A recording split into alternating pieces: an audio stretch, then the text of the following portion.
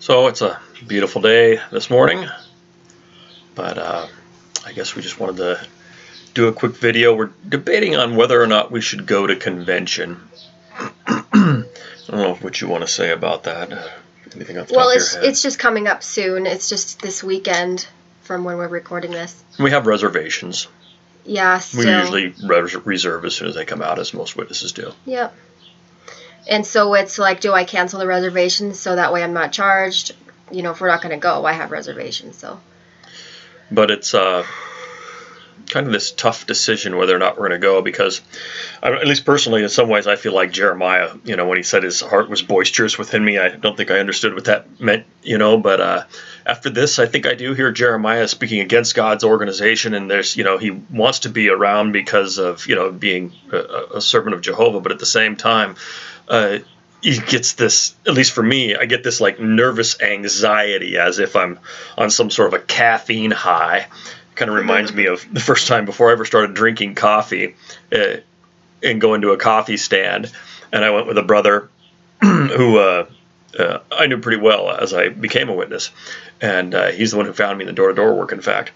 But we go to his coffee stand, and I'd never had any. I go, well, should I order? And he goes, well, you can get what I get. Well, he gets something that's like 5 shots, man. I was like, and while you're not, so it's not exactly like a caffeine high, but you've got that nervous anxiety about being around them or around it. Mm-hmm. You want to talk how you feel, and I don't know if we're ready for that. I just even thinking about, like we haven't been to a meeting, we haven't really done anything with the organization. I mean, physically, like haven't gone to a meeting, haven't gone to any event in over it's been 6 months. And just thinking about, being around those people, that abuse you. It's like going back home, going back to... If you're from an abused family. If you're from an abused family, it's like going back home to... why put yourself in that situation? That's kind of what I keep going around in my head. Why put yourself in that situation where it's not going to end well? You may have an anxiety issue. You may have a panic attack. And then the last situation I had with going to a meeting with Swiffer is that they told me that I couldn't have her. And, the dynamic may be different because now we're not in a Kingdom Hall, but we're in a public building. We're in not an assembly hall, but like an arena. I don't know. I just don't want to put myself through that emotionally. That's the feeling. So you're in that dynamic of, and we have a small circuit. I was talking to a witness, and he said, because we talked to several witnesses over, YouTube and what other places too, and even around here. But they said, well, you just want to go anyway. You should go anyway. And it's kind of interesting though. But with one of these witnesses, the dynamic is we've had a few conversations with him, or I've had a few conversations with him, and it just represents so much that's wrong with the organization and its dogmatic thinking. And quite honestly, that's one of the final factors that makes us not want to go when I relate those stories to Tiffany. In fact, there's a big line of text messages that we're going to do in a video, because it totally represents that dogma. And you'll see that. We're editing it right now. Mm-hmm. So we get that feeling, whether we're in a Kingdom Hall or going to the assembly. He said you should go to the assembly anyway because, who really knows you, really. But the dynamic of our circuit is the state. Yeah. It's the entire state. And there's probably only, 3,000 people there or so, maybe 4. That's the convention. That's as big as it gets. Where we were from before was 10,000 people. When you go to convention, you're right. You're not going to see many people But there, you're going to know a lot of the people there. Yeah, and we've been here a while. What? You're 13, 14 years, 15 years? Yeah. And when you serve as a servant and when you serve as a pioneer and you go to all the pioneer meetings and you go to all the... And you're in the RBC and you're... Yeah, and you're building the building work, and that's a district-wide situation. This is a regional district convention, so... these people. Exactly. It's just a little circle. You learn a lot of people and you get to know a lot of people by doing all these different things. So it's not a pride issue. It's not. That's not the. It's not the problem. I mean, I'm not afraid of somebody pointing the finger and say, "Oh, they're disfellowshipped." I could care less. My problem is, how am I going to react? I could totally have a meltdown there, and that might be kind of fun to watch for some people if they're recording it, but I just don't want to go through that. Emotionally, I just don't want to go through it. I don't Especially when we know that elders talk. And what they talk about and how they slander, because elders can say whatever they want to other elders. Yep. And they'll smile at your face while kissing you, as Judas did to Jesus while they're stabbing you in the back. Or as I think it's Jehu who walked up and stabbed, I don't remember who it was now, but anyway, held his hand out to shake his hand or whatever and dropped the sword with the other hand and stabbed him while he was, anyway. So the point is that dynamic becomes very difficult to handle. So maybe we will go to convention somewhere else. But we thought that we get that feeling just reading over the watchtowers and stuff when we're reading over them, because we still read them occasionally, and usually it's about the hypocrisy. It's not the information that itself usually.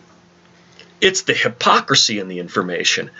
And then seeing what the convention releases are, not that you haven't seen them yet, we're going to watch that. What we figured we'd do is we'd play those and then just pause them and comment on a part of it. We're not going to make you watch it. You can go to jw.org or the app pretty easily and click on publications and then convention releases, and you have to lie a little bit there by saying, yes, you've been to convention. But Jehovah forgive us for that one. But the point is that you can watch that. We're not going to play through those actual videos, and other people may. We don't want to get into that whole copyright debate thing. We're just going to avoid it in general. But we'll pause it and comment on those things, because a lot of them go right in line with what we're going through. Mm-hmm. So I guess that's all I've got to say. I don't know if you want to, before we get started here. So there was something else I was going to say. Oh, it was back to that point of when we read the Watchtower. And I was just thinking of kind of an illustration with, when you eat food, the scriptures say that it is the unadulterated word of God. It's pure food, pure milk, pure goodness from Jehovah, from God. And the Watchtower is like filler food. It's like overly processed junk food. And when you've eaten healthy for a while, then you think, okay, I can handle eating a little processed junk food. But it's not all your diet. If it's all your diet, then that's why you feel sick all the time. So for me, eating the Watchtower is like eating overly processed junk food. So when you're healthy, like she said, you could probably handle that. Yeah. When you're maybe not so healthy because of accidents, being poisoned, over-poisoned, or whatever else. Maybe you've got an allergy to whatever it's in it, or and it makes you sick. Mm-hmm. You kind of have to avoid that certain food for a while, and maybe just a little bit here and there, and you can build up a tolerance for it, or you can tolerate a little bit of it. But anyway, I think that's a pretty good illustration you gave there. So is there anything else before we start these videos? No. All right, let's get to it then. Okay, so we just watched the intro, which has the brother on there discussing the first, it's a Bible reading, a dramatic Bible reading of Joseph. And it's kind of funny because we've referred to this several times as we've been dealing with these brothers who are appeared to be jealous. Anything you want to say, Tiff? You mean about the actual video or about what you're saying? About the whatever. Okay. We've only watched the first section. Yeah. But I guess I'm going to comment not necessarily on Joseph, but on the brother that is introducing this. I'm kind of bugged. I feel like it's sort of a condescending way of talking. It kind of reminds me of like a husband or an abusive parent, like brings you flowers or a gift and says like, Jehovah loves you, God loves you, I love you, or something like that. Like a real condescending way of talking, and not like that.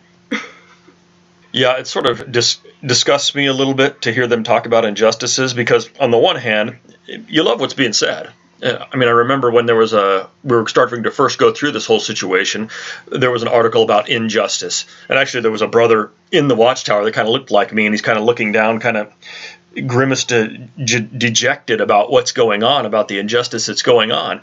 And you're kind of like thinking, well, maybe the brothers at the branch that are in the writing committee, they know the injustices that are going on inside the congregation. Maybe they'll do something. Somebody will step in, the CEO or something along the lines, and fix this situation. But in our situation, this has gone to the branch. Mm-hmm. It was a 30-page letter of all the things that were going on, and they still supported the elders in disfellowshipping us. Mm-hmm. So they're kind of right along with it. So now, as Tiffany mentioned, it's kind of like that husband that beats you and then wants you to bring you flowers. But are they apologetic? And we'll talk about that as far as Joseph. Everybody wants to think that he just forgave his brothers automatically, but that's not the case.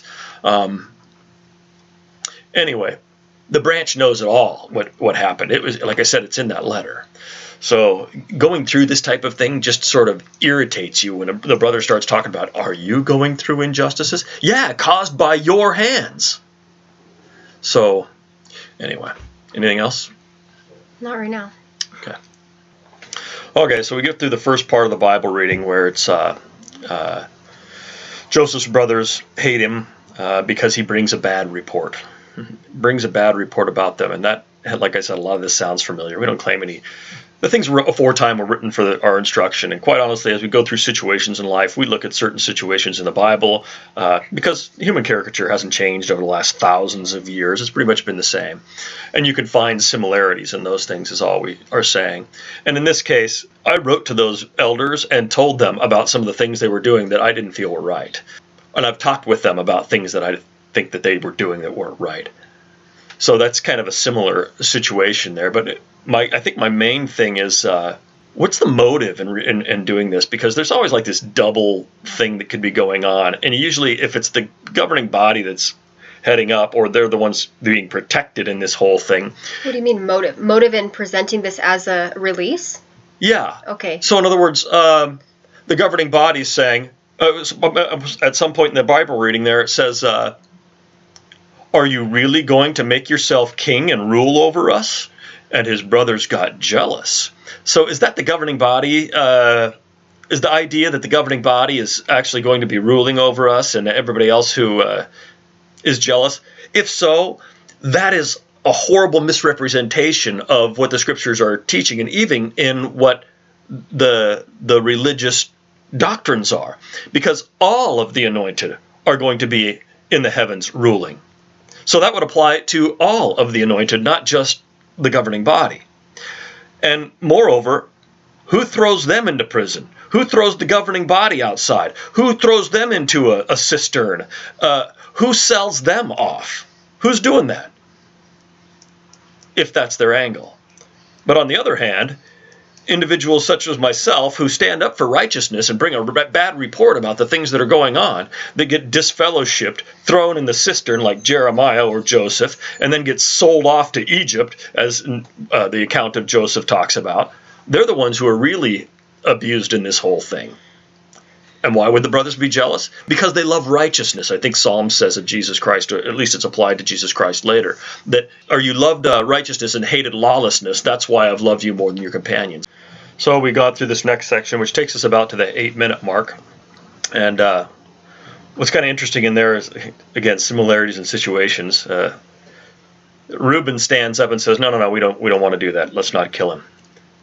It sort of reminds me of, gosh, so much of this, we haven't gone through our situation for a couple different reasons. And one of them is because of how it affects us as far as emotionally. And one of the situations, so instead it just kind of burps out little spots here and there when we can handle it. And one of them is we were meeting with the elders, and we were saying about the commenting that goes on and the firing shots and commenting, you know how it goes. And saying how we need to just repent and blah, blah, blah, even though they don't know what's going on in our situation. And so we're meeting with the elders at one point in that, and they said, well, we don't notice it. And yet they were saying that we were aiming shots too. And I was like, hot shots against others in the congregation. Yeah, and it's like, use the guys of the watchtower to try to counsel somebody else. Yeah. So, well, you're doing that, and it's like, it's amazing how you'll pick that out, but you won't notice what other people are firing at us. We're just defending ourselves. I wasn't even commenting at all. Tiffany was. I'd quit commenting because I was trying to figure out what the heck was going on. Anyway, they said to Colin, well, Colin, let us know when you notice that. All right, fine. So I did. I pick up the phone and call one of the elders, and was busy or whatever. I left him a quick message just saying to call me back. And I hung up the phone, and I was on a conversation with a phone with another brother, and I get a call back, and I'm like, oh, I got to take this real quick. And so I hang up the phone. By the way, I wasn't tattling with that other brother. It was a business thing we were discussing. Anyway, so I hang up the phone, answer this phone call from this elder, and I hear in the background, I thought he was at work. You know how you're at work because it was the middle of the day, and he was yelling at somebody else. You know, like, no, not over there, put it over there. That kind of a conversation would have sounded like. And then I hear, and Tiffany maybe remember Board Night because I related it to her. It's written down in I wrote it down. But it's, I think you're forgetting the goal is to restore Chad. And I was like, what the heck is this about? And what was the next thing that was said? Jehovah loves them. And we're not hearing the other. Between. Yeah, there's a pause between. So we're not hearing the whole conversation, just the one side of it. He said, Jehovah loves them, and quite frankly, I think you just. And then the phone cut off. And there were some other things in there too, but I don't remember. So here I'm picking up at two elders, or an elder and the CEO, arguing over us. Now, he later shot me a text back and says, sorry about that, it got a little crazy. And I'm like, what the heck is going on here? So that whole idea, one of the elders was standing up for us for a little while there, and then he's he doesn't really have any backbone. The sun's kind of going there's a behind cloud. the clouds, so that's why if you notice the lights fluctuation, we're out in the vestibule. But he stood up for us for a little while, and then would end up just not having the backbone to stand up for what's right. What else in this? Joseph is stripped of his fancy coat that his dad gives him, and that kind of reminds us of just being stripped of privileges. Then they lied about Joseph, gave a false report about him back to their father. Interesting. And the guy says that they failed to show loyal love to Joseph and to Jehovah. We've talked about that several times with them saying, you're backstabbing us. You said to trust us. We tell you, and you're backstabbing us. Well, how did we backstab you? We didn't say it was going to be confidential. Elders can talk between themselves and the CEO and spread whatever they want about one another. And that's an interesting point that they said that. We never said that it was confidential. Well, then why do you say from the platform? Why does the Watchtower state that what you say to an elder is confidential? And then the elder turns around and says, we never said it was going to be confidential. It's confidential. In other words, they don't want you to talk about it. They're going to talk about it with anybody they want inside the elder body, up the chain. Mm-hmm. Yep. Anyways, and then the guy that's doing the dictation or whatever you want to call it, the chairman, he says, narrator. Are you under an injustice of your fellow believer? And I always love the way they paint the picture of this. It's always a sister who's undoing some injustice in the congregation, which means it's, somebody's talking poorly about me, blah, blah, blah. It's never the elders who are doing these injustices. They always depict it as some minor bickering between a couple of sisters or something like that. It's not ever a major controversial ordeal. It's just some little thing, like there's a misunderstanding in speech, or there's a small little misunderstanding. Like Brother Let saying, if we just follow directions like painting the Kingdom Hall with a 2-inch brush, like it's always so insignificant, infantile. as simple as that. There's never any major issues. Anyway, let's continue unless you've got something else. So this next section takes us about to the 12.5-minute mark. I'm just kind of scribbling down notes as we go that I'm going off of, but here we again see that Joseph is sold into Egypt to Potiphar, but Jehovah is still with Joseph. Kind of reminds me of Psalms 1:1-3, because everything he does succeeds. And again, that's just the way we live our life. Jehovah, the one who causes things to become, if you do the things he says, he causes you to be a success. Isaiah 48:17, benefit yourself. He's teaching you to benefit yourself.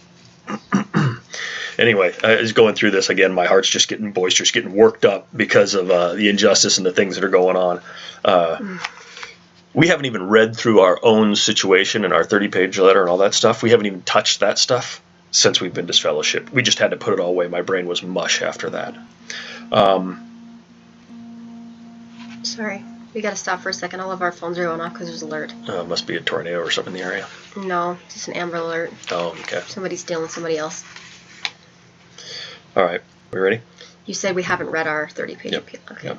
But we haven't even read any of that, gone through any of it, because it just, the how it works you up. Your heart becomes boisterous inside of you. But anyway, more injustice for Joseph. He's there in that situation. Potiphar's wife makes the accusation, but again, he sticks to his integrity. Yeah, that accusation makes me... I'm trying to remember if it was... By Potiphar's wife? Yes, by Potiphar's wife, and I'm trying to remember if it was the judicial meeting or the appeal committee meeting. It really doesn't matter. It was all crazy, but there was a couple of people there. There was a few people there that were there for our defense. And then that had to be the judicial committee meeting, because they're not there in the appeal committee. You're right. And they, one of the witnesses had walked up to our people and said... Who were trying to defend us, saying, yes, whatever. I'm not very good at expressing this. And they said, you don't know what they've done to us. Oh, she said that. The witness. The witness said that to our defenders or whatever. You don't know what they've done to us. That's like, I haven't done anything to you. I haven't even talked to you. So there again, you see the spreading of rumors without being... but I'm not going to tell you about it because it's confidential. There's nothing... We haven't done anything to them. We're lowly in the congregation. We haven't done anything. We didn't say they did anything to us. We haven't done anything to them. Matter of fact, when they moved over here, we're the ones who moved them over here for nothing. They gave us a $250 check, which is all nice, but we didn't even cash it because, quite honestly, it doesn't even pay for the fuel. I mean, if you've ever moved, the moving van alone, I think we put $500 into a moving van every time we stopped for fuel. Mm-hmm. Not to mention the cost of the moving van. Mm-hmm. And we happened to have a delivery over that way, so we had picked up the delivery, and it happened to be a van. So we were like, hey, you know what? If you want to throw all your stuff in the van, we'll carry it over. Then they loaded it wrong, which built a huge 12 by 12 box on the back. I said, if you need to move the van forward, go ahead, because I had it over the wheels, so that way it would be towed right. Nope, they didn't do that. Instead, they threw a washer and dryer or something light in the front and built a 12 by 12 box on the back of this trailer, which is 36 feet long. And it was totally weighted wrong. The weight ended up blowing out our wheel bearings, and we had to go 45 miles an hour the whole way along. We didn't tell them a lot of that stuff. 1,200 miles. Yeah, we didn't tell them a lot of that stuff, and we never cashed their check. So for free. We've done so much bad to them. We're so horrible. No, we've done all kinds of good to them. Anyway, and I'm not trying to toot my own horn here, but you know what? Paul even stood up and said, like a madman, I reply. And he lists all the things that he had done. So there's my madman rant. But back to the story, Joseph is still a success, even in prison, because he's got unshakable love for Jehovah. And if you have that, everything you do succeeds. So we've ended the next section at about the 17.5-minute mark, and it kind of gets a little bit interesting here about the double talk, I guess. Now, obviously, we don't interpret dreams today, but we can determine truth. But it's like this frilly speech thing, because, I mean, what are we going to do? Interpret dreams so that way we can go in front of Pharaoh's house? I mean, how are the righteous ones going to be exonerated? They talk about, Jehovah will exonerate us in due time. Well, in what way? Especially when you consider, I think it's Proverbs that says, why does the one continue to do what's bad? It's because punishment is not carried out speedily. So it's either that, or it's again continuing with this idea that the GB, the governing body, is just elevating themselves again as if they're Joseph. If so, then the narrator asks, will he use this authority to make life hard on his brothers? Will he dismiss them or disfellowship them indifferently, saying they don't deserve his help? Or will he look for any opening to reconcile? Will he imitate Jehovah's loyal love? What would you have done? So, if this is supposed to be representing the governing body, they're not doing this at all. They're disfellowshipping people. But I think it's kind of interesting. In the end there, he talks about Joseph accuses them of spies. which is basically like saying you're an apostate, at least in a little way. Mm-hmm. But this whole thing, is it talking about the governing body? I wish they'd just come out and say it. But they play these games. Or are they talking about injustices that are being done in the congregation? Or is it a situation like Tiffany's got up here? Yeah, it just made me think of the psychologically, is it like a projection? I always call it reverse projection because it makes it a little more clear. But it's a trait. It's a quality trait that's. I've got the definition here. I looked it up, but it says through projection they call you what they are. They accuse you of doing what they're doing or planning on doing. They throw all the uncomfortable feelings onto you because they don't want to deal with them. They throw their shame on you so they don't have to deal with it. They make you feel guilty for who they are and what they're doing because they're unable to feel that guilt themselves. And I feel like that peg holds it pretty well. That projection, whatever they're feeling, they're going to point the finger and say you're doing it. There's just a lot of projection, gaslighting, kind of psychological abuse that goes on that makes you just feel like you're crazy, like you're not in your right mind, and it's just such a lie. When Tiffany was, when we were going through in the middle of this, Tiffany was just posting different stuff about bullying. I think we probably mentioned this before on her Instagram. Mm-hmm. Just, pictures and she even had the bullying video up. Go ahead. No, I had a close friend of mine who's got a daughter in high school, and her daughter was going through some bullying, and then, was like kind of going through this a little bit with these elders in the congregation, different ones in the congregation as well. And so I just posted the video on bullying, and I posted some other things on my Instagram page on bullying. Like little catchphrases, like stop bullying, or, bullying hurts, or, whatever else. And so then when we're in that last conversation with the CEO, he says, "You're bullying these men." To my wife that's crying. Are you kidding me? In order to be a bully, you've got to have some sort of power. What power do we possibly have? Here we're talking to the circuit overseer. That's equivalent, if you're not a Jehovah's Witness, of a bishop, basically. They're ahead of the elders. It reminds me of an elder in our hall once. I said, people are afraid of you guys. And they said, and he's like, well, look at my stature. What's to be afraid of? I'm like, it's not your stature. It's not your physical presence. It's your position that people are afraid of, and what you can do to them by disfellowshipping, by if you do any of those things wrong, it plays a huge role on their life. So you live in fear.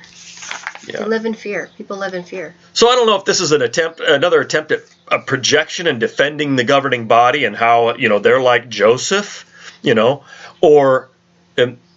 You just don't know. And that's the whole thing. It's the mind game. What's going on? It's like a double way. It could go this way or it could go that way. Which is it? I don't know. Yeah. Continuing. So kind of a quick stop here because this gets into it's only been like a minute. We're at like the 8:40 mark. And it just kind of reminded me. So depending on which angle you're going from, whether the governing body is talking about themselves or whether you're going to talk about the injustices that are going on. But it doesn't apply, again, back to the governing body in any way, shape, or form, because a lot of times the way they spin these articles is always without saying it to make themselves or make it apply to themselves. This doesn't apply to the governing body because Joseph is expelled to Egypt. In Jehovah's Witness lingo, that's often applied to the world in general. And again, in what way is the governing body expelled to the world? They're not. However, the ones who they've beaten and sent off and expelled, they're tossed out to the world, so to speak. But playing it out the other way, those that were tossed to the world and who are experiencing the problems, so to speak, though they're never going to be ruling and from the king's point of view, Joseph's brothers, they're experiencing this hard distress because he binds Simeon in front of them, Joseph does. And to me, that reminds me of, if we're going to talk about the distress that's coming upon Joseph's brothers, here the governing body proclaims themselves to be the FDS, the faithful and discreet slave, and almost immediately following, Russia shuts down Jehovah's Witnesses. Now, it doesn't seem like they're repentant because all they did recently is claim that makes them king of the north. But I mean, use your head for 2 seconds. Previously, the faithful and discreet slave was kind of an enigma because it was unidentified. It was like these anointed ones, and it really didn't matter. And the governing body was just their representative. But after 2013, that article pretty much made themselves the rulers. So you go to a communist land, and then they come out with a following article saying, we're your leaders. Are you kidding me? You think about that. That flies over in this country, the United States, and probably a lot of other westernized countries as big whoop. They're proclaiming themselves the leaders. But you go to a country that's communist, and it's a dictatorship, basically. We get that Putin is voted in. Well, so is President Xi of China, but nobody actually thinks they're presidents. They know that they're a dictatorship under the guise of a democracy of that sense. But you go to a land that has an authoritarian system, and you proclaim yourself the leader of a group of people, they're going to shut you down. That's just insanity. So before it was, well, our leader is the Christ in the heavens. And that's kind of like, okay, whatever. I guess we all look to Jesus. That's not a big deal. That really doesn't have any effect on my day-to-day lives. You go from that to, no, my leader is in the other country that happens to be your enemy. In the Western world, the leader of the Western world, that's where my leader's at. How do you think Russia views that? I mean, it's not rocket science. And then they wonder why they get shut down. Anyway, this distress has come upon them because of their own proclaiming themselves to be king, as opposed to righteous Joseph, who got kicked out to the world. Anyway, it wouldn't be such a big deal, except for we've experienced all this double talk and the reverse projection that goes on. Back to the reading. So now we're about to the 22-minute mark. The brothers' food supplies run out. And again, this is sort of that double talk, because you're trying to figure out the angle they're trying to push here. Is it about the governing bodies, Joseph, or they just recognize all the injustices that are going on? Now, we want to say that we're not like saying, oh, they're making these videos about us individually. But these injustices aren't like rare. They're going on all over the place in different congregations. So is Joseph these ones who are the injustices go on, or is this the injustices that they're claiming are done to the governing body, and the governing body's like Joseph now that they're in power, in the congregation in power? Which kind of seems like it here, because the food supplies run out, and you have to get food from the faithful slave who's distributing food at the proper time. And when your spiritual food runs out, you will return to us. At any rate, the question's asked, will they show repentance? Will those brothers show repentance? Now, Judah is ready to take full responsibility for his treatment of Joseph. So it kind of has that idea with that supporting that the governing body is in the position of Jehovah in this illustration again. Though none of this is ever said, but you got to understand the dynamics of how they do things. The culture. Yeah. It's a culture. Back to the reading here. So we carried out through the end of it. There's a lot to talk about here, I guess. Judah again wants to stand up and take the place of Benjamin after Benjamin's accused of taking the cup. And so that shows he's repentance, supposedly is the idea. Then Joseph makes the statement of, God has sent me here for a great deliverance, after he, comes forward, tells his brothers who he is. And that's all well and good. You'd have a nice emotional reunion at that point. But again, what are they trying to say? That whatever injustice they do to you, it is because, what am I going to be king and provide some great deliverance? Obviously, none of us thinks so arrogantly of ourselves to put ourselves directly in the spot of Joseph. So again, what are they trying to say? What's the point? And he does summarize some points, which we'll discuss at the end here. And, that emotional reunion and all that stuff would be really good if it weren't for all the double speak that we've been through and the projection and all these games, mental games. It reminds me, I was in a doctor's office once. Tiffany had a doctor's appointment, and there was a book on the table about World War II. And so I thought I'd just pick it up, started, thumbing through it. And got to the point a little bit about Hitler. And I was reading a little bit in there. And it said that Hitler would, as part of the way he did things, he would use a lot of doublespeak. He'd tell one person this information and he'd tell another person this information, conflicting information. So then they'd argue amongst themselves, which means that they'd look to him to clarification. So all of these times, and it reminds me of the Watchtower. The Watchtower doesn't ever seem to present a balanced view of everything. Rather, it's this point. And somebody who's holding on to truth says, no, you just forgot about the Watchtower we had stinking 3 weeks ago. And then that brought the opposite or yep. something differing idea. Yep.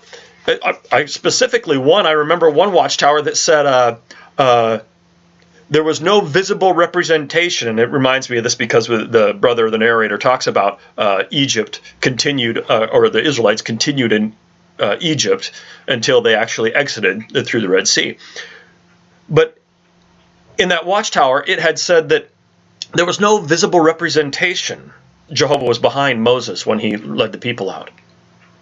And I'm like, what? Are you kidding me? Except for that big cloud of smoke and fire that separated them from the Israelites from the Egyptians.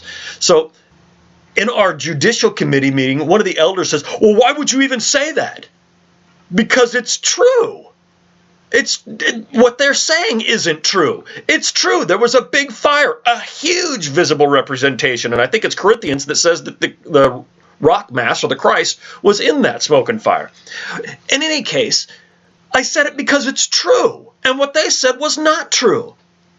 That gets us arguing amongst ourselves. And then what do they look for clarification? The Watchtower. 6 or 8 months later, the Watchtower comes out, and it did say, in fact, there was I don't remember, they could clearly see. But anyway, that idea of presenting two different sides that Hitler would do, so that way he could get everybody looking to him for clarification, as opposed to just saying everything the way it was in the first place. It was just a power trip mind control. And am I saying that they're like that? If the shoe fits, wear it. I'm not making any direct comparisons here, any more than they are with themselves to Joseph or the ones they've abused to Joseph. But it's all this similar situation that you look to, I guess. So he goes on to say, well, what's this teach us? The narrator does. Joseph was battered for years. Heck, for us, it's only been 6 months. I mean, for many of you guys who have been treated unjustly, it's been years. Mm-hmm. In what way is Jehovah, and every time they say Jehovah, it's doublespeak for them, the organization, going to fix this? Are they going to repent of their ways like Joseph's brothers did? Is there going to be some, during the Great Tribulation, are they going to get tacked right after Babylon the Great? And then they're going to be in the situation of famine, and maybe that's an information for us to consider as far as when we think about that situation with Joseph. Will we forgive our brothers for what they've done to us? That seems more pertinent than saying that the governing body represents Joseph. And again, this isn't typical, antitypical. It's just comparisons that are interesting. So I'm not playing prophet here. But we get to the start where it starts to get irritating towards the end there. Joseph refused to become embittered against Jehovah. That's all well and good, except for we know the doublespeak. Mm-hmm. Whenever they say Jehovah, they mean themselves or the organization. Mm-hmm. Reject the temptation to speak negatively. That reminds me of a Watchtower that was saying there's no evidence that Joseph ever said anything or held any grudge against his brother. 1, he tested him out. 2, here he is, second in charge of all the land, the most powerful person in the world at that point, other than Pharaoh. And not once, Not once does he bother to send out an entourage to find his brothers and his dad and the family. Not once. You telling me he didn't have some emotions there? What's really going on back at the household? 3, it's written down in the Bible for the entire world to read. How did that get out there? I'm sure Joseph's brothers weren't going to be the first ones to tell about that story. So I'm sure that if Joseph, being the second in power in the entire world, could have had that struck from the record, as so many kings in the past had their defeats struck from the record. But no, it's out there for everybody to read. So resist the temptation to speak negatively about your brothers. Tell Jesus that. Tell Jeremiah that. Amos, Isaiah, Micaiah. Should I keep going? The next statement he makes, do whatever is necessary to restore peace with your brothers. You mean like 10 hours in a judicial committee meeting? And 10 hours in an appeal committee meeting? And a 30-page letter to the branch? What other checks and boxes do you have for maintaining peace? And all this came about because we continued to do what Jesus says in Matthew 18 and go to our brothers to try to solve the problem. And instead, they chopped off our family. So all this would be really sweet and all if it weren't for the doublespeak and the mind games that we've dealt with through this. So maybe we'll make this a 3-part series. I don't know how long this is going to be. We'll have to see, but the next video.